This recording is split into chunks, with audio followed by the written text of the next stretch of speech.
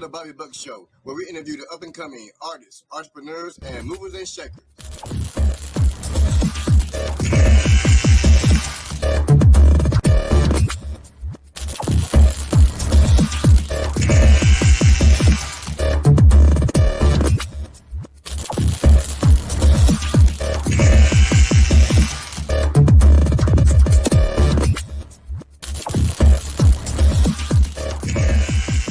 Hello, everybody. We're back again here on the Bobby Buck Show on the podcast.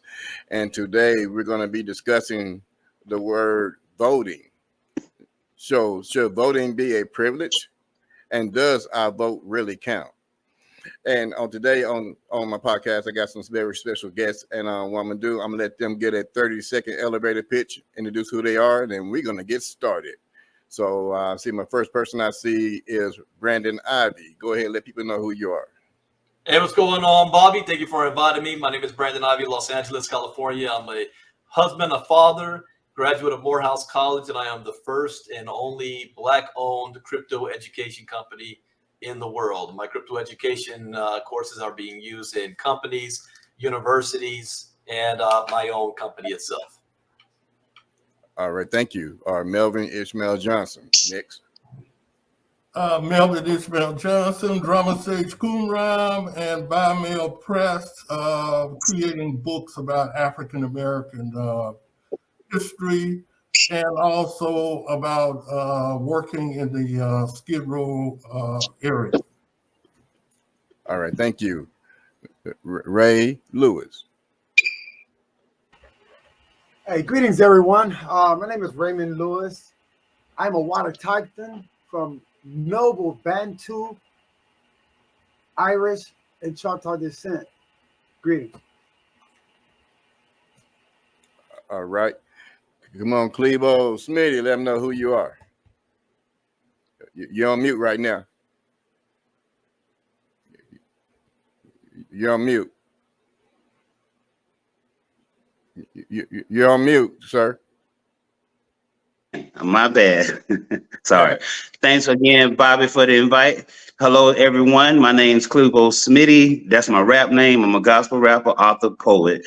I'm also an actor by the name of Cliff Ford. I've been in several film and TV with over the last 2 years, and I'm also a pastor. That's the highest that I've been called to do. And I represent Georgia, Augusta, Georgia, working in Atlanta. I'm a student of theater from Payne College and a musician out of Alcorn State University. All right, I'm also a father of two. There you go. You gotta get that in there. All right, brother Umar. Assalamu alaikum and greetings, everyone. My name is Umar Hakeem. Encourage Foundation, a social enterprise based in Compton, California. And I'm always excited to be among these bright minds, especially the Skid Row Brigade. I'm a proud member of the brigade. Woo! Thank you for that. All right, now, Mr. OG Man, let people know who you are. Unmute yourself. Can you hear me now? Thank you very, very much for inviting me once again. You know, I'm always thrilled to get with Bobby, man, and the rest of you brothers on some real topics that's not being talked about on the news, you know what I'm saying? I'm here today. I'm a member of the Skid Row Brigade, but I'm here today representing the CCP, which is a Committee for Community Politics. Okay, so I want to stay on the grassroots with our politics and about what we can do to empower our own peoples in this country where we still a captive, you know, so that's why I'm here today. Thank you very much. All right. Thank each and every one of you for coming on today, and we're going to go ahead and get right to it. So I'm going to go with the first question. What about voting? Should voting be a privilege? Should everybody really be able to vote, or should we have some type of standard for voting? So who want to take that first?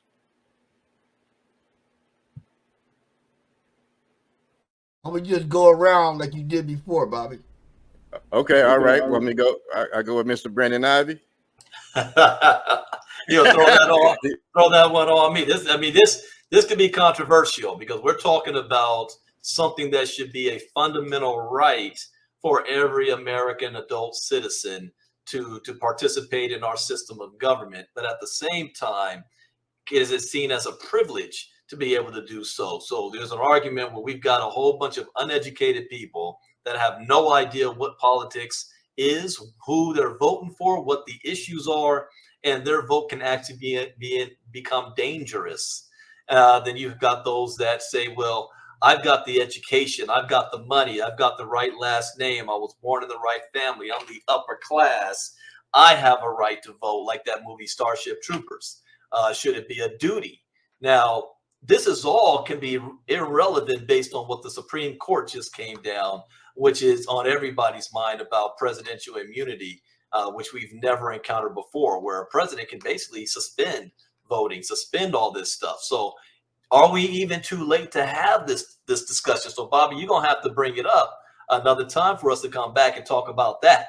About what's going well, I mean, there's an issue on they can take away what we fought for in the civil rights in everything we've had up to this point. So yeah, I like this topic. Should voting be a right or is it a privilege? I got to go with my grandparents and what they fought for, and that for the longest time we didn't even have the right to vote. So coming from that standpoint of us not being seen as humans, us being not seen as having the we're not smart enough or we're not humans enough to be able to vote in this system that represents us. It should be a natural born right. But on the other hand as well, there's a lot of dumb people out there, I'm sorry to say, that can harm our system by voting, and they're not trained to know what they're voting for. So if we go that route, should we as a community make sure that we educate our own people when it comes to voting? But I gotta stand on just based off of history. We're not in a position of privilege to be able to say, I don't think you're smart enough to vote, because we all been put down. I got to lean on the side of it's a right, no matter what you know, your education level, how much your bank account is, where you were born, the color of your skin. Everybody should have the right to vote when they hit a certain age. So that's where I stand on it. All right, thank you for that, brother Ivy. Now we're going to Mr. Melvin Ishmael Johnson. What do you believe? Yeah, I believe voting is a right in any kind of democratic society, especially a capitalistic society that we live in. Voting is a right, and it's a right to it goes a little farther than that. It's a right to vote, and it's also a right not to vote. If you don't want to vote, you don't have to vote, but it's your right to vote. You know, going back to especially from where I grew up in the Mississippi Delta. The brother mentioned Alcorn. You know, I'm familiar with Alcorn, all up in that area like that. And one of the things that you have to keep in mind, I'll be quick with this, is when they disenfranchised, they took the vote from the descendants of the chattel slaves of America, who had won all of these voting rights in relationship to the 15th Amendment. And then you have the 1890 Mississippi Convention and Constitution, in which they disenfranchised Black people in Mississippi, and they used that model to lay it out for all of the southern states, et cetera, like that. I think the key thing to keep in mind in relationship to voting, especially now, and especially for the next generation, we have to look at voting as a tool that we can use to empower the next generation. We can't take the vote from them. We should be doing some kind of political education to show them how to utilize their vote. See, right now, what we're dealing with, when you're talking about these two political parties, the Democratic and the Republican parties, you're talking about two sham parties. is something that Malcolm X used to say when he talked about the double reverse. And then what he was talking about, remember Malcolm really speaks to a lot of young people who could understand what he's talking about.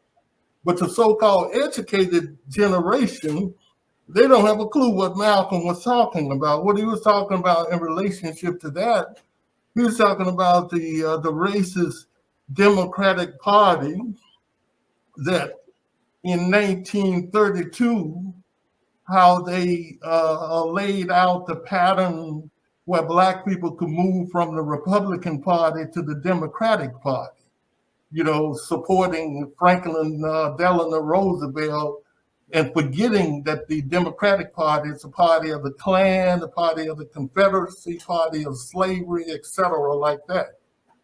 But also keep in mind what they did in the early 50s. In the early 50s, they did the double reverse again because they moved, it was a 4-point plan. When they created the White Citizen Council and the Sovereign Committee, one of the points that they had in there was to move the white Southerners from the Democratic Party to the Republican Party. So that's what we have now. Basically, what we need to understand the power of that vote and the key political education to figure out a way to keep them from splitting up the vote into a lot of different sectors that really dilute the power. When you're talking about Black people being involved with the Republican Party or the Democratic Party, et cetera, like that. I think where we at now, we can't be either one. We got to understand the trick that they play with that. If we're going to register, we're going to keep that vote, but you register as independent and you support the people that have the best agenda that's going to help the community. So that's where I'm at now with that. Okay, all right. Thank you very much. We're going to go ahead, Mr. Ray. What do you believe? Okay. It should be a right or a privilege. Well, about voting, I take it like this. It's an op. Voting in this whole structure was placed here by some other people. Before there was voting, these autochthons, these indigenous people had their own way of life until these 13 colonies came over here. And when these 13 colonies came over here, they want you to vote. So in voting, you're gonna give up your right to your identity, and they're gonna claim like the Naranci Indians in 1500s. They had to give up their identity to vote, and when they gave up their identity, they became African Americans.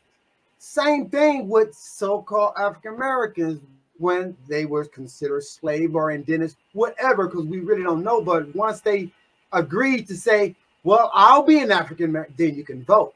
But in all these votings, when you do vote, you lose all your rights. But I would say this about voting.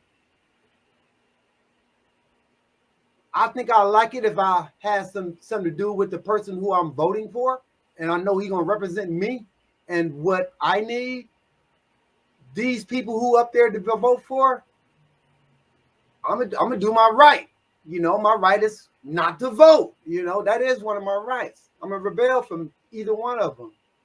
I don't like them. So voting, I feel, is an op to take you away from your identity, because it all lies in your identity, because it attached you to a land. And if you're not attached to any kind of land or any kind of culture, you're dead to the world. You subject to their rules. So about voting, I would like to go back to the old way, man. This so-called corporation took all the information from the Algonquin Indians about the Constitution and all of this, so they didn't know what they were doing. So hey, voting, long as I can have something to do with the person who's going to be in office and they reflecting of me and my constituents, I'm for it. But as of now, No, I'm not cool with that. No. That's it. Okay. Okay, I got you. I appreciate that. Let me go home, Mr. Clebo Smitty. Make sure you turn your mic on. Yes, sir. As far as voting is concerned, I feel if you natural born citizen of this country, you should have the right to vote because it's a government thing anyway. As far as black people's concerned, the vote was never for us, but now they're pandering us for our vote. And I have a question: if we're the minority, why they care about our vote so much? It's so many lies going on, around with this government. They want our vote, and they really don't care. The Democrats pandering our vote, and they think the only thing that black people care about is racism, and that's clearly not the case. We have far more concerns, more than just racism. We have our own concerns within our own community, within our own families, within our own lives, like economics and health, education, but the government, the Republican, the Democrat, the left wing, the right wing, the same bird to keep us black folk oppressed is pandering for our vote. So neither president is any good because Biden wrote the crime bill and now he got dementia. Trump ain't never liked black folks, but for what he can get out of us. So they pandering for our vote. So let's look. Trump put in Supreme Court, racist Supreme Court judges. Biden supposedly is not. That's the only thing you can look forward to.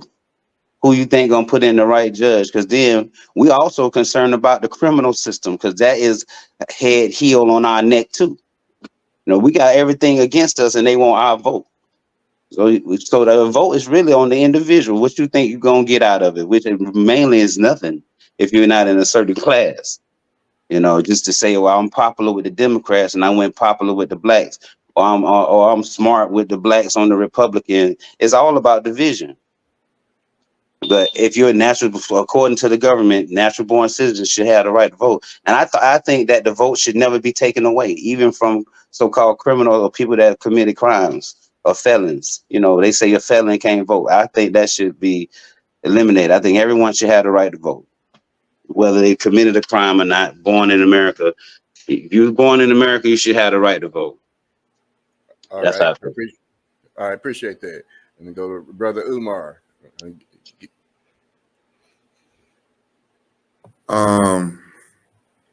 From an Islamic standpoint, every man and woman has the right to give say-so in their community.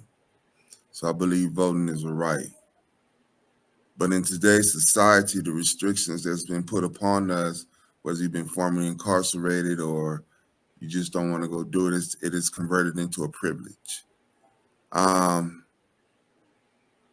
I think there's a prerequisite. No, not I think. I feel that there's a prerequisite that goes along with our voting. As our brother Melvin mentioned, we should not vote without having an agenda. Because if not, we don't know how to measure the candidates who are running.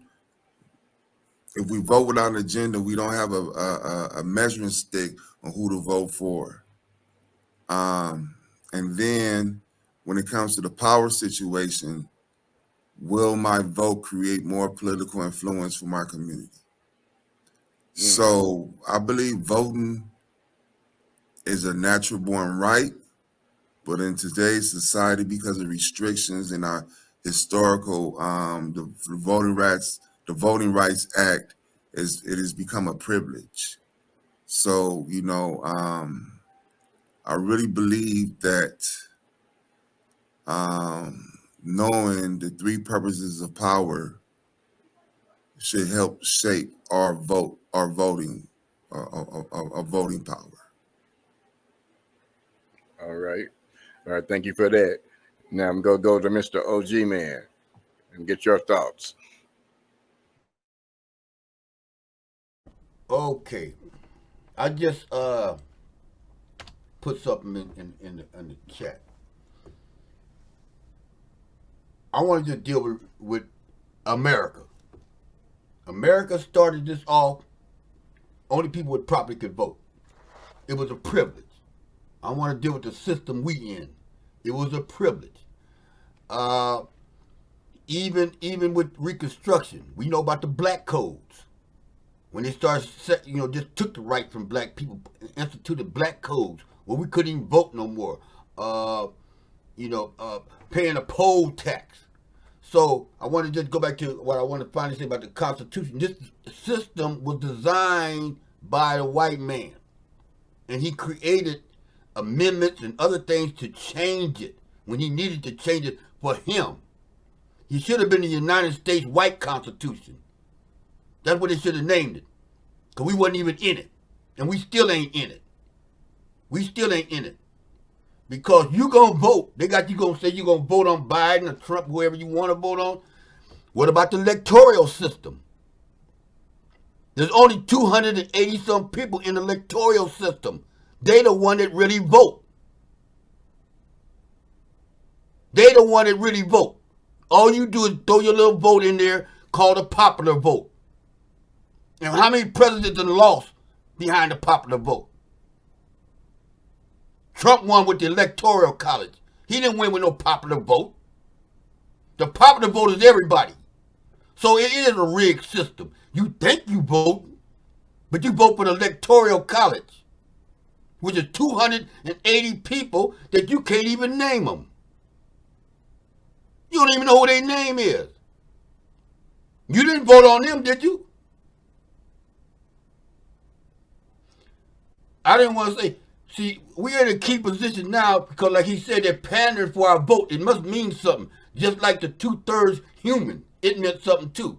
We were slaves when they came up with that one, using black folks, slaves, as leverage for the Electoral College. The Electoral College is what elects the president. Kamala and them ain't tell you about that one. Biden ain't tell you about that one. Oh, we gonna get out there and vote.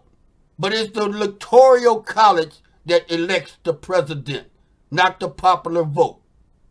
Now, I do believe if you in this country, you need to register to vote. Because like Melvin said, it's a tool. It's like a hammer and a nail. Like Ray said, the candidate is the nail. We are the hammer. If you find somebody to vote on, hit it with the hammer. But if we ain't got nobody to vote on like right now, don't vote. This is like the Civil War. Let them white folks fight this one out. Let them go on and fight. We don't even need to vote. Because we're going to deal with whatever situation that comes up. If Trump wins, we'll deal with that. Biden wins, we'll deal with that. But to vote on a lesser of two evils, we shouldn't even, come on, man. We should have more pride in ourselves. We should have more respect for our own self. Oh, Trump get in, the world gonna come to an end. Do you think we gonna die if Trump get in? You think niggas gonna vanish if Trump get in? We not going nowhere. We not going nowhere. I wish my brother was on it because we talking about solutions. Voting is just one solution, one tool. It's one tool. It's not a solution. It's one tool out of many. We need to get back to the Felix the Cat back and talk about what Marcus Garvey was talking about and talk about some of the other people. Didn't no slave wasn't talking about no civil rights. They were talking about freedom. And for some reason, after 150 years, we don't even know what freedom is. Just like peace in the neighborhood. We don't know what peace is. We ain't never had it. Democracy. This democracy they talking about every day, we ain't never had it. George Floyd didn't have it. So all this stuff they talking about, don't get fooled up here no more. We getting tricked up here. There's so many things that we could be doing, just like we get all this stuff in the diaspora. People want black folks to come to Africa. People want them to come to the Caribbean. Hey, we need to be at the UN. We talked about that before. We don't need to be in no Supreme Court. You see, that court ain't about shit. It ain't about nothing. And you got a couple black folks on there too. So just having some black folks in office don't mean nothing. And it ain't gonna be no more Marcus Garvey, no more Malcolm X. It's gonna be some Byrons. It's gonna be some Melvins. It's gonna be some Clevo. It's gonna be some Umar. We don't need none of them other people no more. We just need to go back, find out what they taught us, and start implementing some of that stuff. And quit being so scared. I just read an article today. The women in the Democratic Party talking about, well, if you bypass Kamala Harris, the women in the Democratic Party, we're going to tear the party up. Because they're all emotional. Kamala Harris ain't never did nothing for black folks. Never, ever. And she ain't going to never be no president. Ever. And if she was a president, she ain't going to do no more than Obama did. Gave her some phones. So knock it off. We need to start stepping it up. Think about some other stuff. And we need to start a movement. We ain't voting. We need to let them know we ain't voting till you give us something. Until you give us something, we ain't giving you nothing. Because we going to be here anyway. We like cockroaches. We ain't going nowhere. We ain't got to bow down to this system that was never, ever created for us. You will make an amendment. Amendment that didn't mean shit. It didn't mean nothing. We still ain't got nothing. How you around? We need some civil rights. No, we need our human rights. And America can't give us that. Only the UN. That's why they don't want us at the UN. That's why they do not want. What do you think all America went to the UN and told them the rest of the world that America ain't fair? This ain't the land of opportunity. For a few smart ones, see? The ones that can read and write. The ones that do got a little knowledge. Yeah, we can maneuver through the system. But the average brother on the block can't even write a proposal. He can't even write a proposal.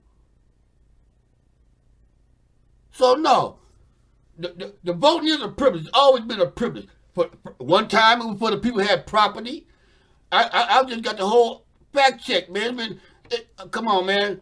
The Naturalization Act allowed free white people to be born outside the United States to become citizens. I got all kind of places here, man. Come on, man. People that gave us the right to vote, and then the next week took it from us.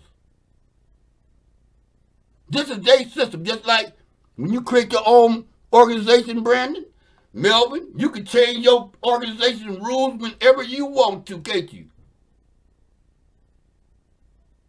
That's what America gonna do. When they see you even getting close to something, they're gonna change the rules. So I do believe you should vote. I heard what you said about the Independent Party. No, we need to join the Republican Party, join the Democratic Party, join every damn party they got. But bring the bacon home. Don't go join the party and become loyal to the Democrats. I'm loyal to the Democrats. I'm loyal to the Republicans. No, be loyal to black folks. And don't be arguing with another nigga because he went to the Republican Party or you in the Democratic Party. As long as you ain't loyal to them, as long as you loyal to black folks, go join the party. Because you don't know what's going on in the Republican Party because you don't go there. You don't know what's going on in the Democrat because you don't go there. You don't know what's going on in the Independent Party because you don't go there. You rely on somebody else to tell you what's going on. You know, no. We need to be very active. And what Melvin said, we need political. We don't need to go to church every Sunday. We need to be going to political education classes every damn day. You spend all your time in church praying for something. Learn how the system really works. And then, again, we should be, you know what? We should be going back to Africa, but with some money. We should have to pay for no passport. You didn't pay for no passport to get here. And when you study Liberia, Sierra Leone, they pay for black folks to go to Africa. But the black folks went over there acting ignorant. They acting like white folks. So that's something we can't do either. We can't go to nowhere, Caribbean, diaspora, Africa, and act like white folks. We can't do that. We got to change, man. It's a new day for real. We got to take the knowledge that we really know and use it. So, yeah, vote. But don't vote. Not voting is a tool, too. If you let these folks know we're not voting, let them fight it out for their own self. Because Trump ain't talking about going and getting none of one of y'all. He talking about going and getting Nancy Pelosi and all of them. That's what he's talking about going and getting. Now, and Trump is not the problem. It's the people that's going to be around Trump if he wins. Like Hitler. Hitler didn't put nobody in the gas chamber. It was the people around him that did it. So we need to pay a lot of attention to these Marco Rubios, you know, Tom Cruise, all these ignorant-ass white people that's in office. We need to pay more attention to them because they the one that's going to be doing what Trump say do. And some are going to just do what they want to do. So the voting, again, is a tool. I agree with that. But it's a tool that's only going to get you so far. It's not no solution to our problems. And what Ted said, we need some healing among ourselves, for real. Yeah, I talked to him yesterday. We need to heal our own self. Yeah, I talked to him yesterday about that. But you spoke on something I was gonna bring up anyway. But after talking with Ted yesterday, though, he couldn't be here today. But he was saying out of everything that we're doing, healing should be the most important because we all are operating off of trauma, even trauma from slavery generation. That we, like I said, the battle is unseen, and so we're dealing with a lot of that. But that's a whole nother topic too. But you was already speaking on something I was gonna bring up about does our vote really count? And I know Brandon probably know a little bit about this, about with the where they're going toward the electoral college and all that and the popular vote. So I'm gonna see if Brandon want to tackle this one. Well, actually, yeah, OG Man said a lot. One thing that, especially in today's age, that even though voting is a right, and we also have the right not to vote, I won't subscribe to us not voting. I will always subscribe to us using that voice, no matter how much we feel it's going to be heard or not. And when we look at the lesser of two evils, where we say, where will our vote count? We're looking at the left, the Democratic Party. We're looking at the Republican Party. One thing that I heard that I love this statement, because either party, we're still fighting for what OG Man talked about, not just our rights, but our freedom, our right to exist, our right to be recognized, and which party is going to protect us or give us the opportunity to have those rights of human rights. The United Nations is going to do it. They're powerless. They're run by, without the United States, there is no United Nations, because who's going to enforce anything that they have to say? Right now, the enforcement is the United States.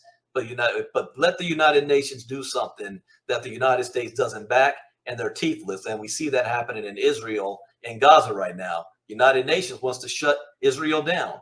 United States is like, nah, we vetoing all that. So we can't even rely on the United Nations for our freedom. We got to do it from within. This is the land we were actually born in. This is the land where our background is in. And we fight for this, for our ancestors that have suffered in that trauma in this land right now. So here's one problem that we've got. Here's a question to ask yourself.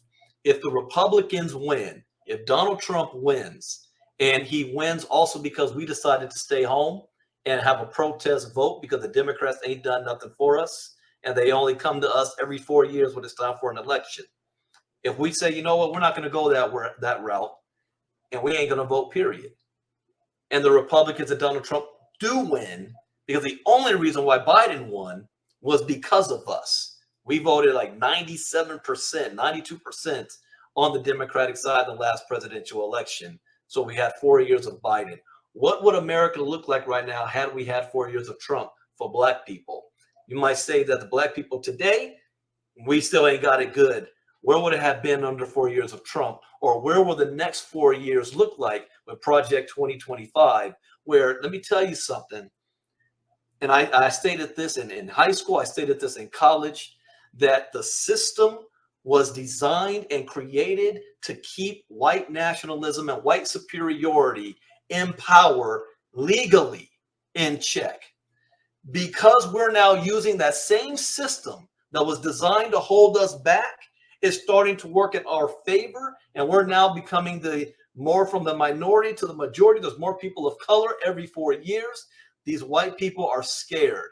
They're afraid that the system that was designed to protect them is not protecting them anymore. And they are now saying, we need to create a new system, because they're now using the system we created for their benefit. Now, it was never designed for y'all. So we're willing to upturn democracy, upturn freedom, upturn the Constitution. Forget the 13th, 14th, and 15th Amendment. We want to make America great again, which means take it back to the Jim Crow era. Take it back to the civil right before civil rights, to sharecropping. They know not to say slavery, but they use code words when they talk about wokeism, when they talk about with the DEI. That's the new nigger term that they want to use that they don't want to say to our face, but they'll say DEI is the problem. If I get on an airplane and I see a black pilot, I'm automatically thinking he ain't qualified. In other words, they're just saying they still don't see us as a human. And if they get in control and they get in power,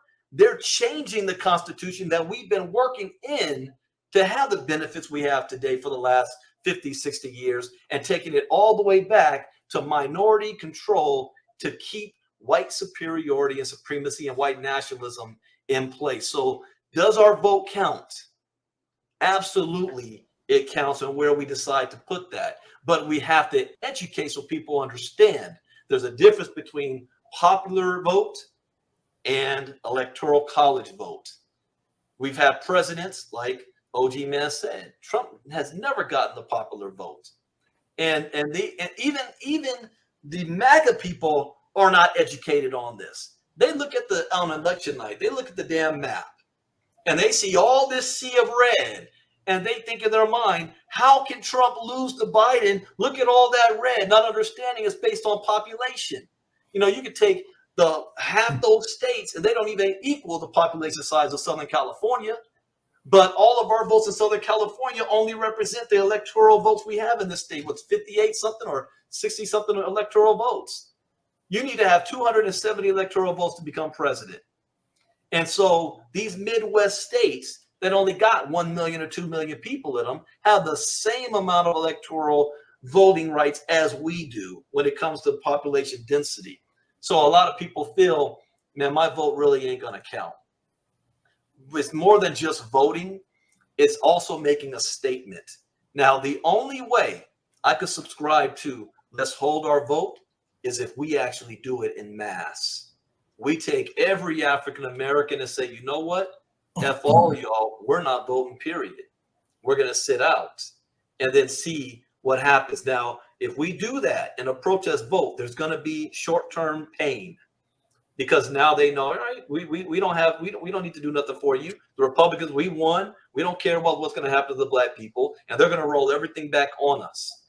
What we have to change, as OG Man said, in the Democratic Party, is we're not just voting for you guys because we feel it's the lesser of the two. We're actually going to organize ourselves, and it's not just about voting blue. We're going to pick the right candidate. So Biden, you want to give us lip service? Who's going to run against you? And we're going to let them know in the primary side, if we put our vote for you, you're pledging that this is what you're going to do for us. A, B, C, D, and E. You don't do it, we're going to find another candidate, and we're going to primary you out next time. So if we're going to do it from within, that's how we do it. Instead of just throwing, we're just supporting the Democrats because they're the lesser of two evils. That ain't good enough anymore. So if we're going to have a movement like that, it's going to be from within, and we pick the right candidate that is going to back and that's going to pledge, and that they know there's consequences for you not doing what we voted for you to do. That's how that's going to work. But we have to organize ourselves to be able to do that. And that's always been a problem too, since after the civil rights, to be able to do that. We got the money. We got the resources now that we didn't have in the 60s. We just not organized enough to do it or care enough. So I say, Bob. Yeah, I'd like to, is it my time? Yes, go ahead, Melvin. Yes, sir. Yes, sir. Yeah. I'd like to point out, I think we should get a better understanding of what we're talking about here when we're talking about voting, because I think we're focusing in on the things where we're weak at, and we're forgetting about the things that we're strong at. Now, and when I say things that we are strong at, is the community.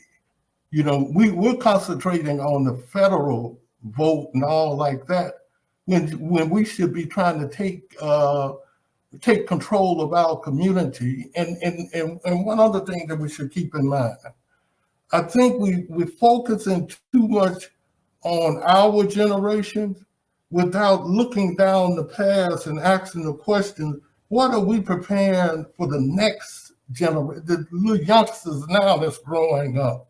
How are we going to empower them? And then, so it's very important to understand that we must start making our vote count where it can count. See, our vote is, when you move to the federal level, your vote becomes weak and diluted and almost, it don't mean anything. But if you start organizing on these local levels on who's going to sit on that city council, who's going to be on that neighborhood council, and then when you put your nonprofits together, remember the nonprofits, the way they got it laid out, if you're going to put a legitimate nonprofit, I mean, you're going to lay out a board of directors, et cetera, like that. You have to be careful. This is what's important. We're more powerful when we concentrate on the local, the state level, starting with the grassroots and then moving out, you know.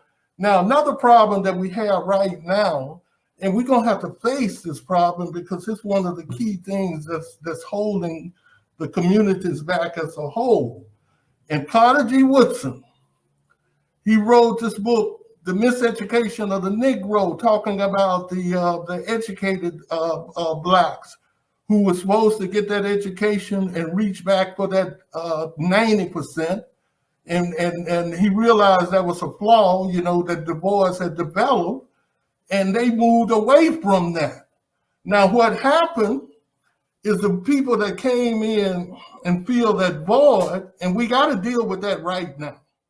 See, when you got these people that call themselves right now the Divine Nine, these Greek letter fraternities and stuff, which are the basic gatekeepers. When you move up on that federal level, talking about Biden and all of them, you know, you're not talking about grassroots people.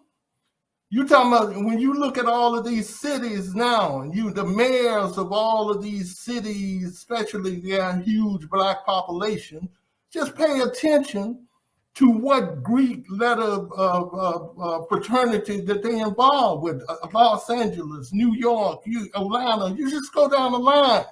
See, these people, they don't have an alliance to the masses sitting in these communities. We got to understand that first. Number one, we got to move them out of the way, because that's the main stumbling block that we're dealing with right now, where so many of our young people ended up in the penal system, living in the streets and all that kind of stuff like that, because we have allowed them to become the leaders.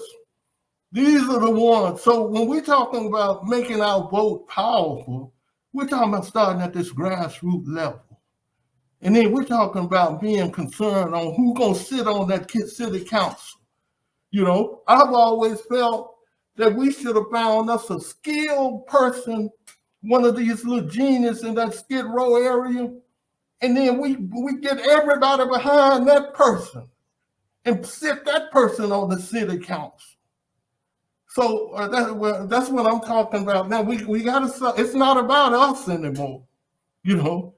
It's about how we gonna prepare this next generation to compete with all these other ethnic groups. That's especially out here in California.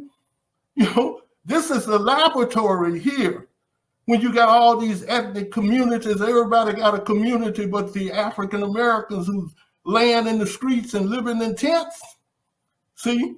So it's about organizing. It's about making that vote powerful. You know, this is why they were so afraid of the Black Panthers. Because the Black Panthers, not only they organize on the grassroots level, the state level, the federal level, the international level, the whole thing. They understood it. See, but the generation we got right now, see, we caught up with the fraternities and the NBA and the WNBA and all this madness out here, you know, and we laying it up where the next generation, when we're no longer around, they're gonna be at the bottom in the wealthiest country on the globe. See, so that's what I'm talking about when we're talking about the vote, how to make this vote powerful. Man, we don't care. And then don't let them fool you with this little Supreme Court decision that coming back talking about Trump and what he can do and all that kind of stuff. Trump is not the president. Don't you understand that they just made Biden the president now? So if Biden want to go kill Trump and all that, kill who he want, he can do that now.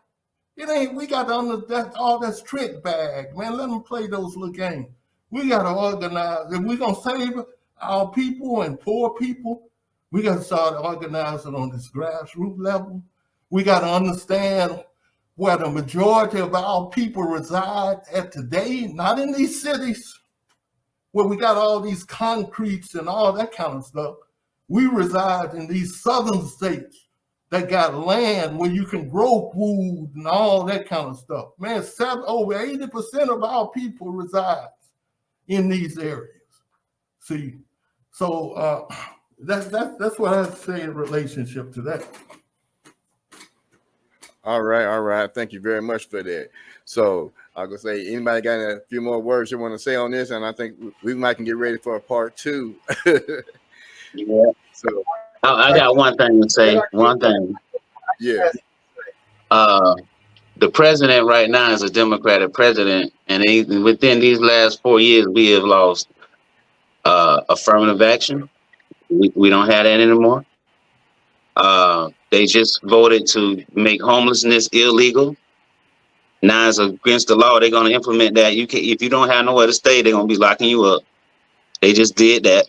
That's under Democrats. That's under the Democrats. So I use those 2 examples to show you that it don't matter, because they both are designed to oppress us. You know, we give Israel $10-some million every year. Israel has free education, college, and free health. They say we can't afford it. We give Israel $10 million every year. The reason why America don't have free health care is because Black people. We can't give them Black folk free health care. The reason why we don't have free education because of Black people. We can't give them Black folks free education. And it's so all this stuff about we gonna vote here and vote there, that's cool. Vote local, yeah, that's great. We do background checks on the politicians and make sure they're gonna vote for what we think, right? What we need in the community. But please understand that politicians are whores. And just like a whore on the street, she has a price. So I got an agenda to help Black people. And I go to my politician, I say, yo, I'm gonna give you this money to help my people. He like, okay, for sure. Yeah, we gonna get this good. We gonna get this good. I done gave him $10-20 million to make sure this happen. But white boy Joe across the street, he got $1 billion to give to the man to make something happen. Every hoe got a price. So we got to change the whole thing. The system is not for us. We got to break it. We got to have something that's going to be for sure for us and have the accountability. You understand? We have to do that. We have to have, you know what? Cinco de Mayo, the Mexicans celebrate Cinco de Mayo because they took up arms and fought for their freedom. And on May 5th, they got it. They celebrate the day they got their freedom. We talking about Juneteenth when they told us we was free. We gonna celebrate Juneteenth. Thank you, boss. Thank you, master, for giving us a day. Thank you, master, for celebration. Let's have a party. Ain't no real change coming until we take up arms. Real change come from pain. You want real change, you gotta know you ain't playing. We keep voting every 4 years. We vote Democrat, we vote Republican, and it's getting worse. It's getting worse. 97, the brother said, 97% voted Biden in, and we done lost affirmative action. Under Democratic rule, the Democratic president got autonomy now. But we need to wake up and realize ain't none of this for us, no matter how intelligent or how dumb we are. It's not for us. We need to come to a conclusion of what we gonna do as a people. What we gonna do as a black race, as a indigenous American race, as the Africans who were brought over here, and what are we gonna do? Because obviously, out of all these hundreds of years or whatever, however long we've been allowed to vote, 50, 60, 70 years, however long we've been allowed to vote, 80 years, whatever the number is, it ain't working out for us. It's not working out for us. Because if I can go to a politician with some money and change a policy, Malcolm X said, changing the law don't change the heart. You can change the law, but you can't change the heart of men. You understand? Most High God hardened Pharaoh's heart. He will harden it to bring about a better lesson, an eternal lesson. See, I spank you for doing something, you turn around and do it again, I'm gonna have to keep spanking your ass. You understand what I'm saying? So he had to harden his heart. The man had to lose his son before he realized he was wrong. You understand? Before they got their freedom, God had to break the oppressor. Do you understand what I'm saying? All this kumbaya ain't gonna work, because that snake gonna kumbaya right with you and bite you in the ass while you sleep. That's all I gotta say. All right. On that note, okay, like Melvin said, like I believe what Melvin said about the grassroots organization. That's what I've been doing for 20 years. But grassroots is grassroots. Grassroots. Karen Bass been married. She ain't gave a shit. So all that thing, Obama was in there, he ain't did shit either. I don't care what color you are. As long as you do the right thing, we got to get off that color shit. I mean, it was good, because the white man was all this, okay, all white men ain't bad, and all black people ain't good. Okay, so we passed that black and white stuff. Just because you black don't mean you black enough to go do nothing. Okay, just because you white don't mean, and we dealing with a man's system who can change it when he want to. You can't change the Senate, you can't change the Constitution, but they can. And like you said, we're trying to use their system to make them do something that they don't want to do. And when they figure they don't want to do it, they're going to change the rules. They have the right to do that because they created this system. Not for you or for me, but for them. We got to get that out of here that they created it for us. We were ignorant then. 3.5 million slaves were ignorant. I'm just wondering how many of us are ignorant today. That's our problem. How many of us are ignorant today? And like I said about Sierra Leone and Liberia, you can't imitate this man's system and become successful. They tried it when they went to Liberia. They went over there and tried to enslave the Africans. Did the same thing in Sierra Leone. Got their black asses kicked out of there too, trying to be white. And we still trying to be white. Stop it. And being black, I ain't trying to be no African because they sold me. We are a new breed of black men. We not no damn Africans. Okay? We got some of them cultures we can dig back like on anything. Reach back and get the positive stuff. But I ain't trying to get no chicken bone and all that kind of shit. I don't need none of that shit. Come on, nigga. This is a new day. We are American black. And I like what Brandon said about the UN. So I have no respect for the American vote on the UN. You got a sister in the UN doing all that shit for America. A black woman. She ain't black. She just dark-skinned. So just because you black, that don't make you black. This wouldn't make you black. And this right here, you have that black heart. And if you got a black heart and a black mind, you ain't no capitalist. And you ain't no real Democrat. Let me just ask you something. If they go to you see how the Supreme Court did? If they go to the polls tomorrow and vote all y'all back into slavery, are you going? No. Why not? You don't believe in democracy rule? Yeah, well, I'ma die. You ain't no. The majority of white folks say y'all got to go I'ma back to die. slavery. You ain't gonna go. Why? Well, oh, you ain't no You don't believe in democracy no more. You don't believe in majority rule no more. Make up your mind. Do you or don't you? Because them white folks say you go back into slavery tomorrow. They try to do it a slick way. You know, changes back 18th. But they try to put the black ass right back in slavery in a serious way. Are you going? That's my question. Are y'all going? I don't get no answer on that one. No, we don't even believe in democracy. We don't even believe in that crap. On the real. Not when you can change. Listen, we all went to school. We all voted on the class president. When we voted on the class president, they didn't run in there with no electoral college. Come on, man. We ain't even accepting no electoral college because it came from slavery. There's only one motherfucking vote that's supposed to count, and that's a popular vote. One man, one vote if you want to do it. You don't come in with no electoral college, and then we're going to act like we don't even see it. We already know the electoral college is what vote, not us. So we got to quit fooling ourselves. You know I'm voting, though, but don't fool your own damn self. Don't be stupid. It's only one tool. If we rely on this here, that's why we're in a situation right now. We relied on that. And what Melvin said about them Greek fraternities, he right. Kamala Harris came to L.A. and she didn't walk through Skid Row. Biden came to L.A. He didn't come through Skid Row. Trump come, he ain't gonna come either. So we already, come on, man. And them fraternities, they're not gonna mobilize the community, not the grassroots. They can't even go down on 52nd and Main Street without getting fucked up.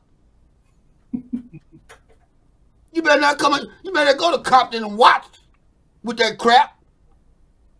So they hanging with the little bourgeoisies. They hang in that little area right there with the little bourgeois. And then they try to, because some of us are not that literate, they just tell us what to do.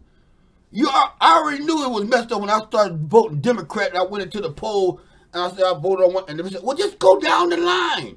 I said, I don't know none of these people. Oh, just vote Democrat. That's how ignorant we is. We push the level on people's name we don't even know. Now, if you ain't brainwashed, what is you? But I agree. Start on the grassroots. That means the bottom.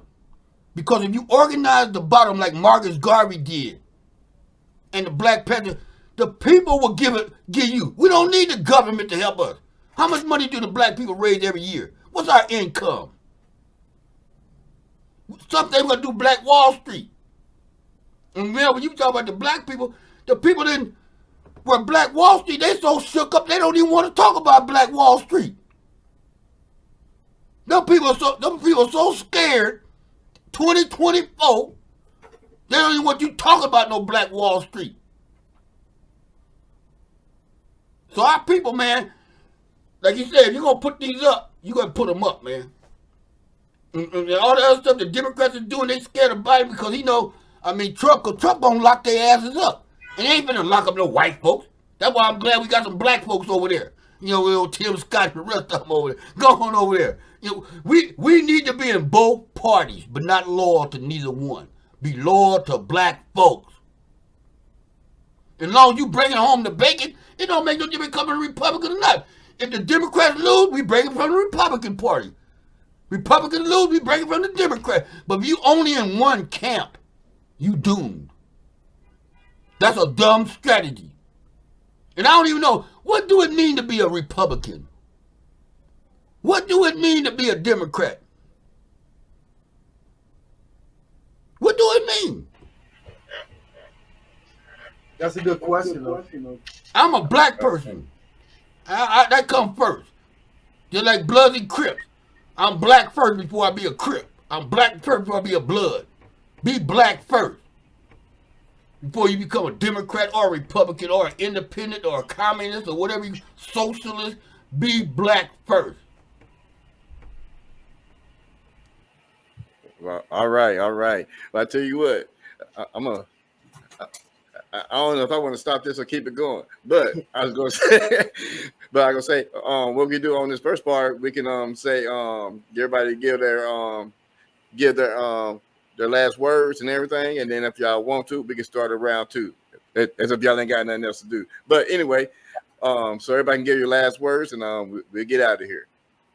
I just want to pick up where Melvin left off at, because he was speaking about the what do you say, the divine non and fraternities, the bourgeois, Yeah. the bourgeois, whatever they call them, you know, the uppity deputies. Only thing I like to say about these fraternities and these HBUs is that they took on the Greek fraternity.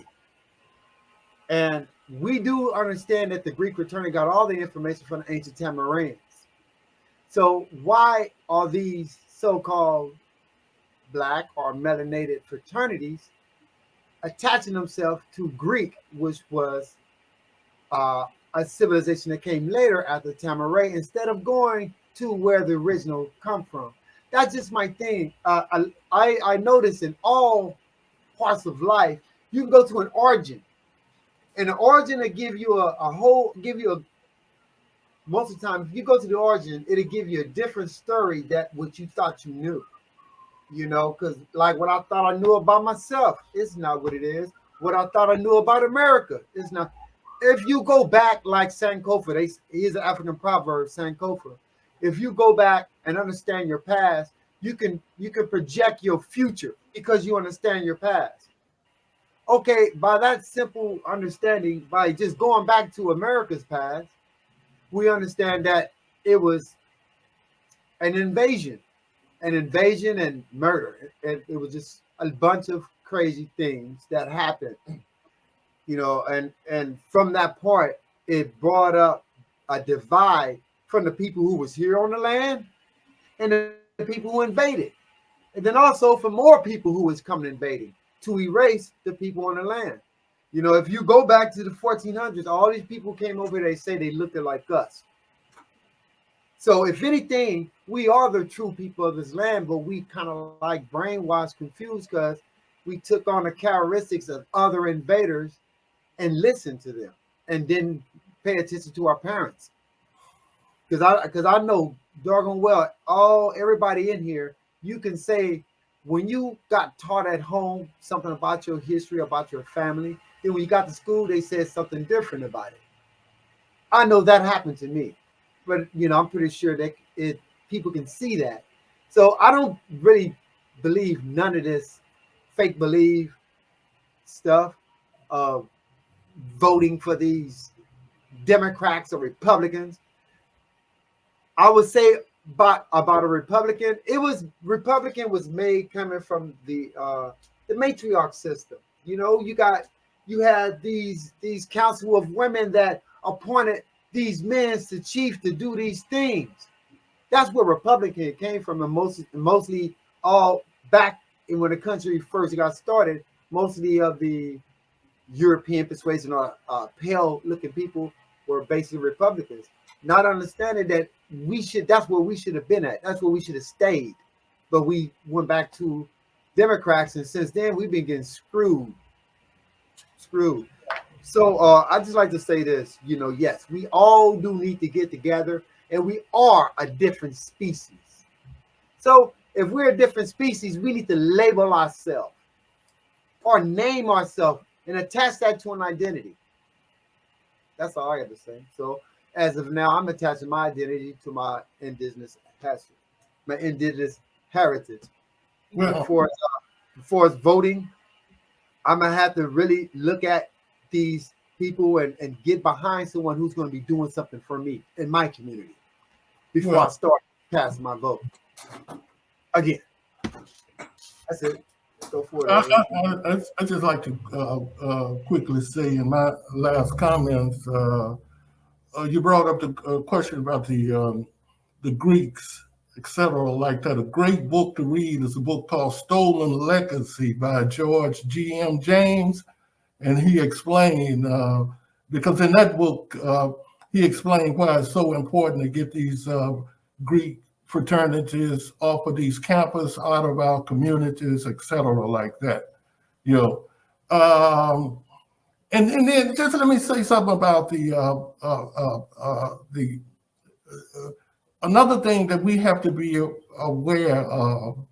And I come from the area where I come from, Mississippi Delta, right? The area where I come from, for a long time, it was a huge Choctaw Nation area. You had these 5 tribes, you know, that they called the civilized tribes. And we got to understand that the Choctaws, these people were not our friends. You know, they enslaved us. You know, they fought with the Confederacy, et cetera, like that. And when they went on the Trail of Tears, they took slaves and stuff with them. I just want to point that out, where we keep that in mind, that we were property. That's what made us valuable to the capitalistic system, is the fact that they was able to exploit our labor for nothing. And that's what unified us. That's the descendants of the chattel slaves of America, etc. Let me just touch on one little other thing. You mentioned about where the Republican and Democratic parties come from. The real origins starts with Thomas Jefferson, when they were first the Democratic Republican Party. They were one party all the way up until Martin Van Buren, and then they broke and became just the Democratic Party, you know. And then when you come up to a very important incident in history, was the 1927 flood in the South. You ask some of your grandmothers about that, because that's what laid the foundation for the Depression to come, because you had a flood that covered that area for 4 months, and they tried to re-enslave Black people down there in that Mississippi Delta area, right? And then you had this guy named Herbert Hoover, who was the Secretary of Commerce. He got Robert Moulton, who succeeded Booker T. Washington, et cetera, like that. And they did an investigation and found out that they was trying to put Black people back in slavery. He told them, if you hold back on this report, I'm running for president in 1928. And then when I become president, I'm going to divide up all of this bankrupt land among the Black farmers. And so when they supported him, he became president. He went back on his word and supported the Dixiecrats. And then, so at the next election, and coming up in 32, he took the Republican Party and supported Franklin Delano Roosevelt, and that's how we got involved with the Democrats. We've been involved with them at the same time. I just like to close out with one other little thing. I'm producing a play coming up in August, and I'm running it 3 weeks. It's called Revolutionary Genocide. And what it's about is when Paul Robeson and William Patterson took the United States before the UN and accused them of attempted genocide against the descendants of the chattel slaves of America.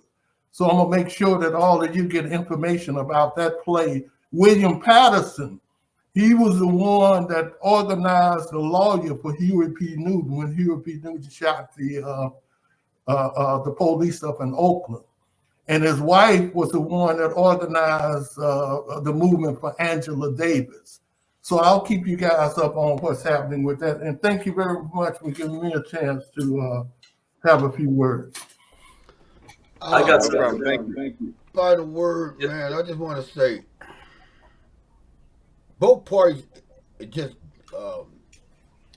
it's like taking two twin brothers, and two twin brothers with two different names. That's all. That's why I look at them. You know what I mean?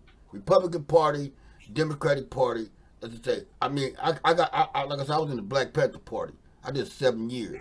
I came home and went to work as a community organizer. And one of the things I had to do was vote. My boss, I had to go register to vote. I work for one of the most powerful black organizations in Western New York called Build Inc. Now, matter of fact, that's how I found out about Juneteenth. So I went to Texas with them. I was a young man, 26 years old. So I learned, I registered Democrat, worked, in the community, registered people to vote. And a couple of times we had some campaigns in Buffalo. Well, we beat the Democratic Party. That's like PAC committees. The average person don't even know what a PAC committee is. You know what I mean? So, we go through our neighborhood on election day. We ain't never seen our PAC committee, the Democrat or Republican. But they don't know their structure.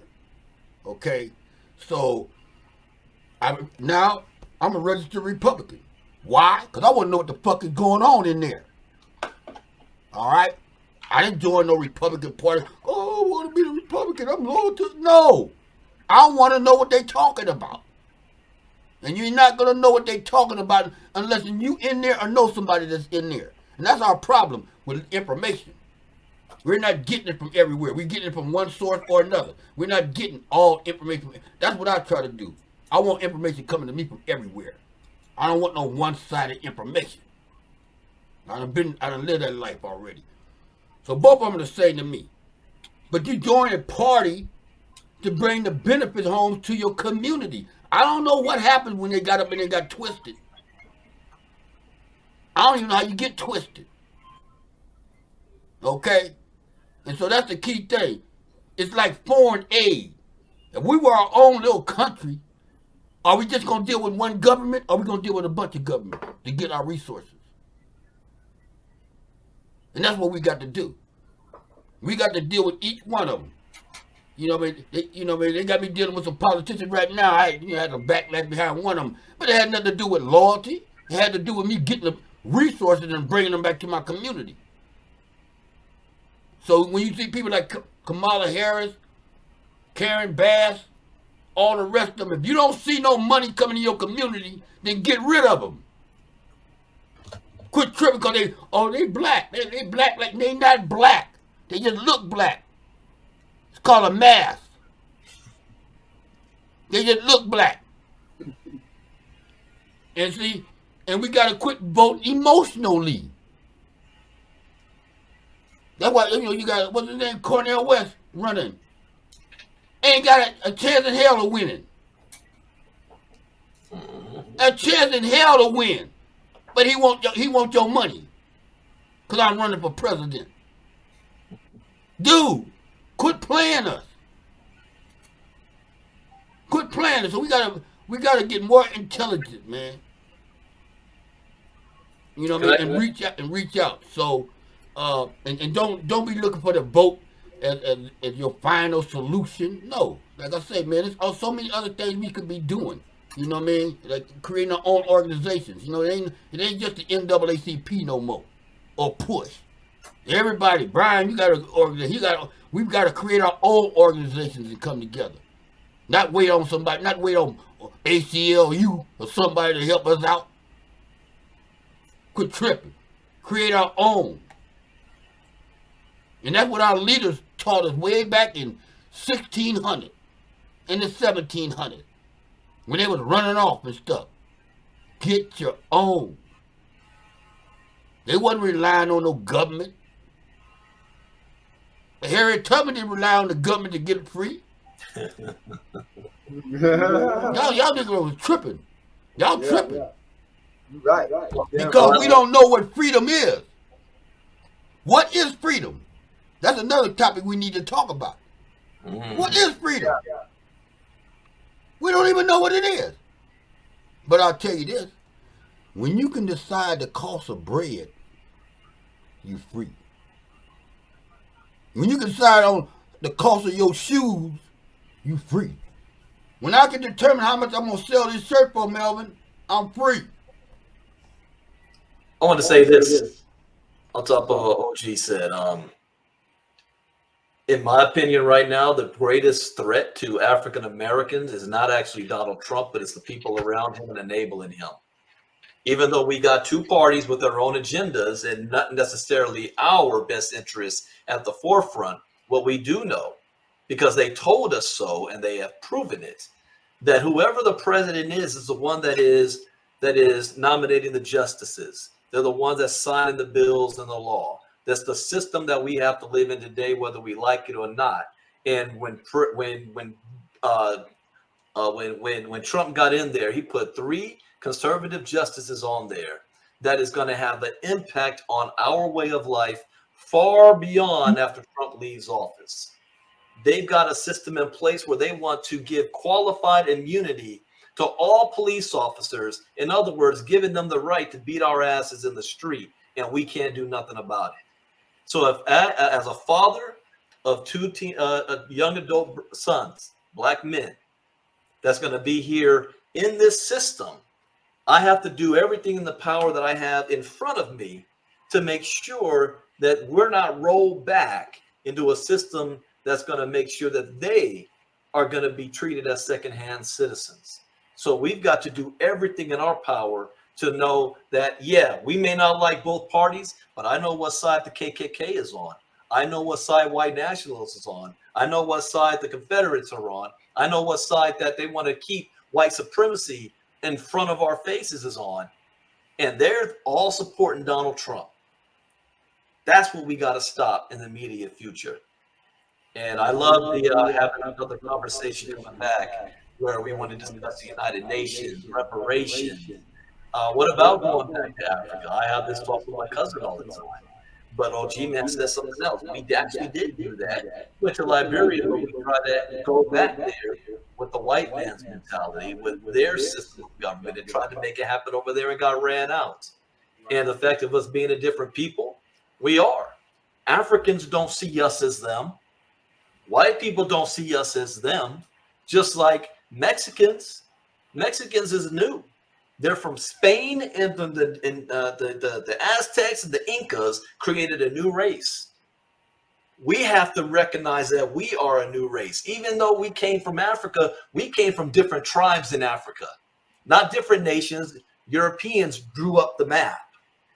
But just because we had the same skin color, we weren't the same people. We had different languages, different religions, different ways of life, and how we moved and operated on the continent of Africa. And we all got mixed into that with Europeans here in America to create a new people. So we're not even connected amongst ourselves genetically. We just share the same skin color, and we share the same trauma of abuse. And we need to stop and prevent them having the power to abuse us again. That's what we're fighting for, in my opinion, right now. You know, But you're muted, OG. Am I mute? Good. You Can you hear me?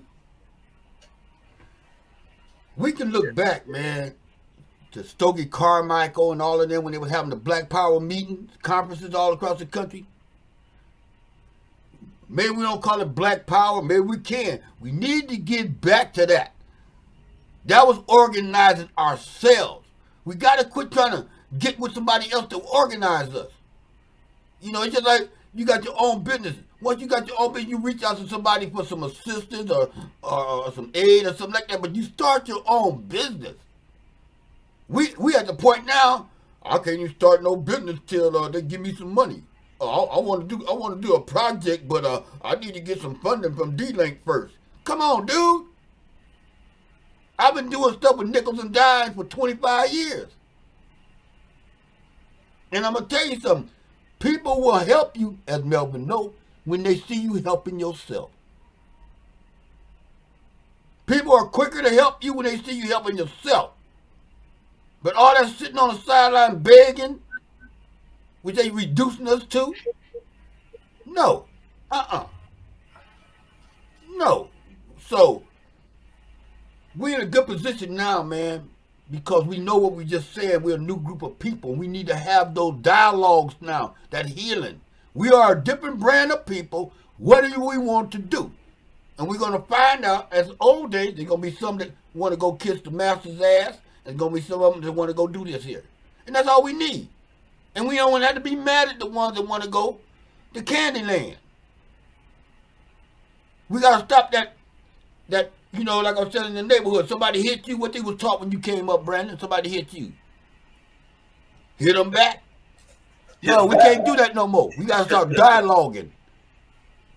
When you have a problem, the first thing I don't need to do is be hitting you. I need to learn how to have a dialogue with you on our differences. Not calling you Uncle Tom or a bitch ass nigga. No, let me talk to you and understand. Okay, dude. Okay, well, you go do that. I know. So when somebody asks me about Brandon, I can say that. Well, no, this is what he's about. So you want to talk about Byron Donaldson and his Jim Crow comments on that? Yeah, all that. You know what I mean? All that. You know what I'm saying? So I think that we at a good age now. I mean, we older. I'm older. Melvin older. But as you talk about the young people, we put this in their seed, man. That y'all need to stop knocking each other in the head. You know what I mean? We need our own constitution, man. We need to go back to these Black Power conferences and write our own fucking constitution that our people can live by. Until that, we're going to have to keep living by somebody else's shit. We got to show our kids. Now, I'm pretty sure you show your kids, hey, man, I'm Brandon, I'm the daddy. This is the rules to the house. I don't care what they told you over there. This is the rules to the house. We got to stop that, man, or we ain't going to never be free. I'm a free man. I'm a free man, and I pay the consequences for that, too. Like I said, I did 7 years. You know what I'm saying? I'm going to pay the consequences for mine, so I'm not worried about Trump or none of them, not really. I'm not worried about it. I'm going to deal with whatever the situation, because we don't know what it's going to look like. It's going to be like this here. No, we don't know what it's going to look like. I don't know. But I know one thing, I ain't going nowhere. All right, there you. I believe y'all got y'all money's worth from this one. And we're gonna have a whole lot of more great topics. We came up with some great topics today to keep this moving forward and everything. So today, this segment is called Men of Action, and we have several different men that pops up in here that's doing a lot of great action out here for us in the a majority of everything that was said, especially like organizing at the bottom and worry about what's going on right in front of us first, and then we can focus on everything else later. So I'm gonna say thank y'all for checking us out. Thank y'all for watching, and this is Bobby Buck, and we out of here.